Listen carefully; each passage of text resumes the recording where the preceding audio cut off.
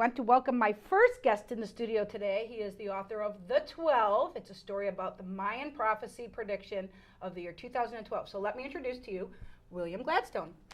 Hi, William. Pleasure to be here, It's Vicki. a pleasure to have you on the show. And I wanted to say your book. I wanted to hold it up right here so that the camera can see it. And it's The 12. And this book's out in stores, so people can go ahead and buy that. And why don't you tell our viewers a little bit about what it is about? Well, it's about the prophecies of the ancient Mayan that the calendar ends on December 21st, 2012, the Mayan calendar.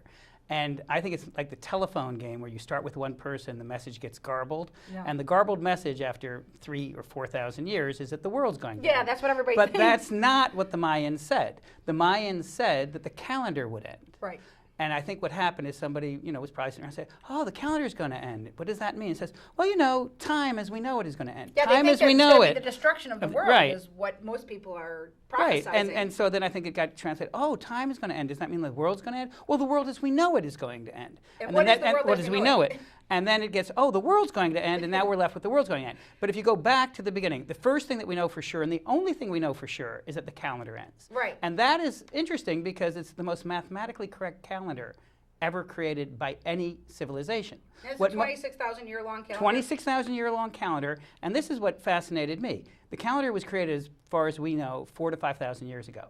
But it exists for thousands of years, and it ends a period of 26,000 years. Who 4,000 or 5,000 years ago was thinking in such big amounts of time? Right. But then if you study other cultures, such as the Hindus, you find out that they believe the Kali Yuga, which is a period of several thousand years, also is ending more or less at this time.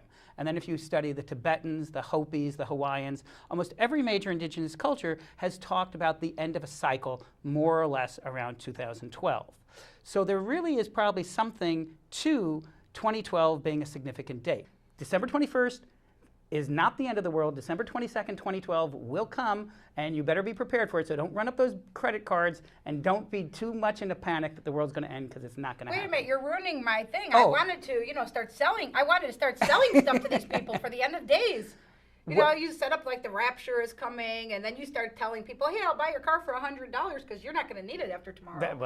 People are actually doing that. That's what people did. You remember when it was going to be 1999 to 2000, and everybody was selling their gas masks and supplies.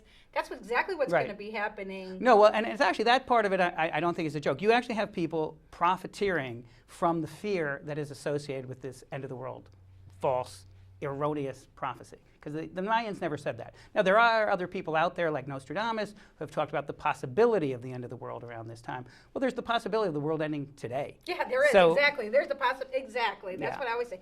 And not even if it's just the destruction of the planet. I mean, we could be walking down the street and an airline engine could drop out of the sky and crash on our head. The reason on the novel, the 12, we have a new beginning is the positive side of this prophecy, which everyone has ignored until now, is the Mayans have also said, as have these other indigenous people, it's an opportunity for a brand new beginning, a brand new cycle. And what the Mayans are saying is it's time for human beings to start seeing how they fit into the grand scheme, how all human beings are really part of one big family. Right, exactly. And we better let go of this super egoism, super materialism, because it's not going to get us to the next century.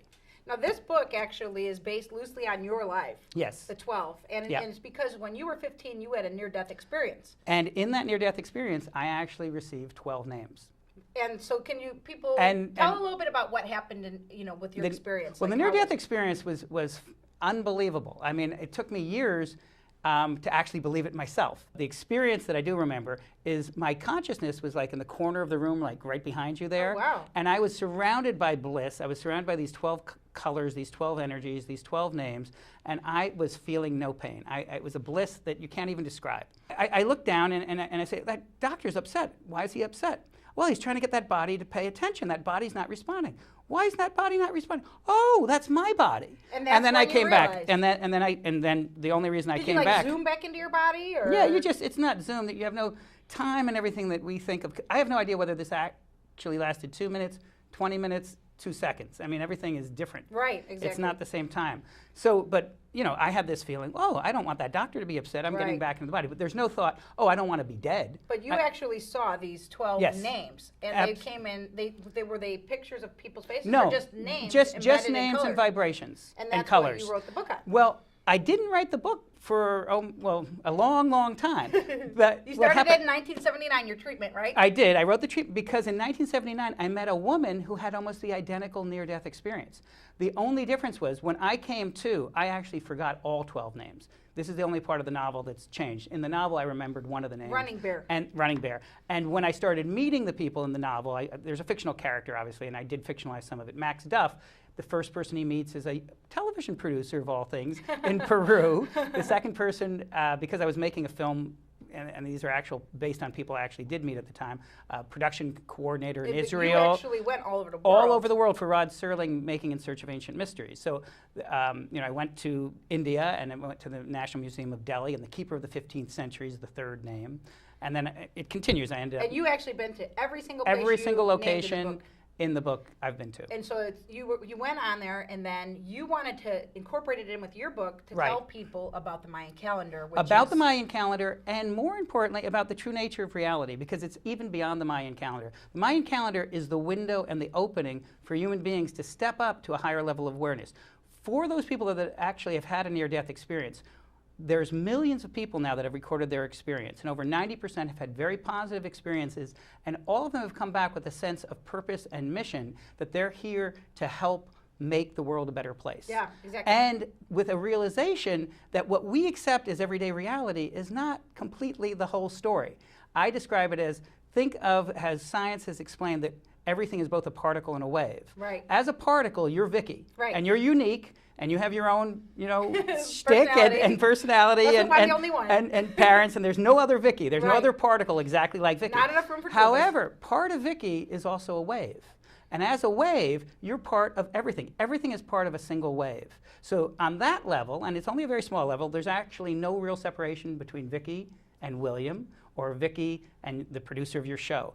And on that level, we're all one. And if you realize that we're all one, I think people would start behaving a little more kindly to each other. Because when you take advantage of another person, or you hurt another person, on some level at least, you're actually hurting yourself. You're right. I agree with that. And I think it's great how I've read the entire book, and I think it's great how you wove all of the stories. I haven't been to any of those places. I've been to Mexico, I've been to Tulum and Cancun, I've actually been to the pyramids. And so you actually were at the place where they originated the Mayan calendar, correct? Absolutely, in Izapa. And what I did when I went down to Izapa is near the coast. It's near a little town called, well, not so little anymore, Tapachula. And I visited the ruins, and that's where the first depiction of the circular Mayan calendar, the oldest known depiction. We had one on our wall growing up. I think we got it from a garage sale. Well, my mom thought it was fancy. She put it up on the wall. Well, it's an aesthetic piece of art, really, in addition to being a calendar. But so I was down there, and it was really hot. And I decided, you know, I'd spend a few days up in the mountains surrounding it. And when I was in the mountains, I ended up meeting a family that owned a big coffee fazenda, they're called, coffee plantation.